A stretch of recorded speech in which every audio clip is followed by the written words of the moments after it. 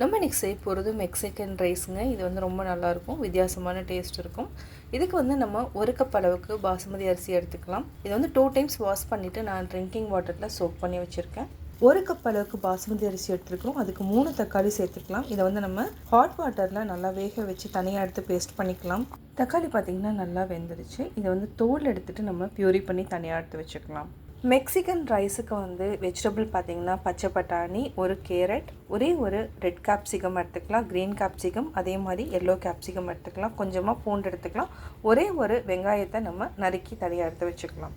Mexican ரைஸ்க்கு நம்ம வந்து 1 டேபிள் ஸ்பூன் அளவுக்கு ரீஃபைண்ட் ஆயில் விட்டுக்கலாம், 1 டேபிள் ஸ்பூன் அளவுக்கு கீ விட்டுக்கலாம்.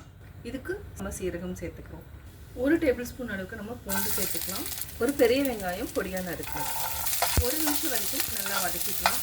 1/2 டீஸ்பூன் அளவுக்கு நம்ம பெப்பர் சேர்த்துக்கலாம். கூடவே நம்ம பட்டாணி, carrot, red capsicum, green capsicum, yellow capsicum இது ஒரு 30 செகண்ட் நல்லா வதக்கிக்கலாம். தேவையான அளவு உப்பு சேர்த்துக்கலாம். இதையும் சேர்த்து நல்லா வதக்கி விடுங்க. ஊற வச்சிருக்கிற பாசுமதி அரிசி ஆட் பண்ணிக்கலாம். இதை நல்லா அப்படியே வதக்கி விட்டுக்கலாம். ஒரு 30 செகண்ட் வந்து நல்லா அப்படியே மிக்ஸ் பண்ணி விடுங்க. பாருங்கள், பார்க்கவே ரொம்ப கலர்ஃபுல்லாக சூப்பராக இருக்குது. பேஸ்ட் பண்ணி வச்சுருக்கிற தக்காளியும் நம்ம ஆட் பண்ணிக்கலாம். நல்லா மிக்ஸ் பண்ணிக்கலாம். தேவையான அளவு தண்ணி ஊற்றிட்டு ஒரு 20 மினிட்ஸ் வந்து வேக வைக்கணும். 1 கப் அரிசிக்கு நம்ம 2 கப் அளவுக்கு தண்ணி விட்டுக்கலாம். நல்லா மிக்ஸ் பண்ணிவிட்டு ஒரு 20 மினிட்ஸ் மூடி வச்சிடலாம். இப்போ நம்ம மூடி வச்சுக்கலாம். 20 மினிட்ஸ் ஆகிடுச்சு. இப்போ நம்ம செக் பண்ணி பார்க்கலாம். பாருங்கள், சூப்பராக ரைஸ் ரெடி ஆகிடுச்சு.